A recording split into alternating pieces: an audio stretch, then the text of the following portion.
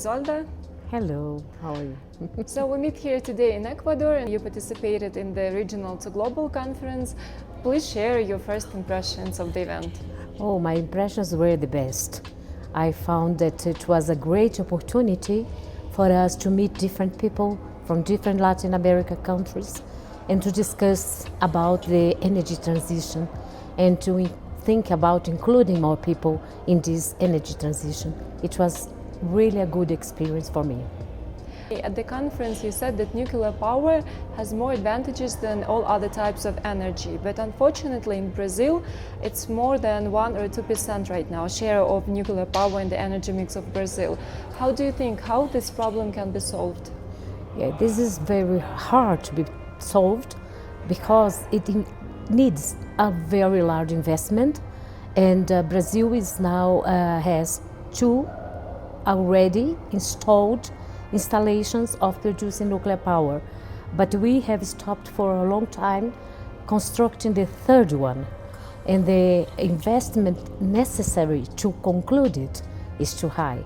So what you are thinking about is to include emerging technologies like the small modular reactors and the micro reactors, that we think this can solve the problems of many municipalities that are away from the large centers and they have no access to electricity. So the micro reactors that what project is underway can be a solution in the future to fill the gap of including more people into the energy transition. That's a new nuclear technology that we can solve more easily with less investment. Your main area of research is corrosion and new materials. So what is happening right now in this area and which technology promising to be the most efficient for the energy sector? How do you think? Yes, I think one of the most exciting developments in this area is to really using new advanced characterization techniques and modeling to predict and to understand the material's behavior. So with these developments we can advance a lot in terms of materials that are expected to be under harsh conditions. That's mainly the case of nuclear and low carbon energy systems. So if you are investing in understanding and predicting this behavior, we can really choose materials that can last decades under harsh conditions operations. That's very exciting. In 2024 you received an honorary diploma from the Global Energy Prize. What does it mean to you? Oh, this recognition was motivating. I think that helps me to think more about integrating and investing my time of thinking of the societal expectations about being more related to the community of the energy systems. So I think that was quite motivating and is leading me to think over the past year on how to be more involved and about the importance of long-term collaborative research into this area. So this has been quite important for me. I'm really very grateful to Global Energy for that. Thank you. What would be your advice to young scientists who want to work in nuclear power? What should they do? What their next step should be? What would be your advice?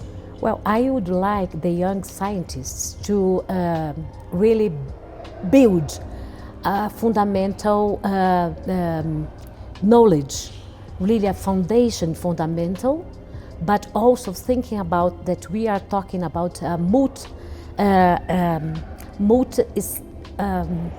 facetal science. So it's not only to think about one side, there are many types of different areas involved in nuclear and in this energy. So it's important to be open to this, that you need to be thinking broad. You have to include different knowledge, not only thinking that you are a single side a scientist. So this is very important that the young scientists invest in that, in their foundation, in fundamentals. Your organization, IPAN, is going to have anniversary very soon. So how do you see the development of the institute for the next decade? Well, IPAN, my institution, has been responsible for introducing Brazil into nuclear medicine. It was the origin of all the radiopharmaceuticals in Brazil, and we still provide for 85% of the demand of the whole country in radiopharmaceuticals. It's the most important organization in nuclear medicine in Brazil.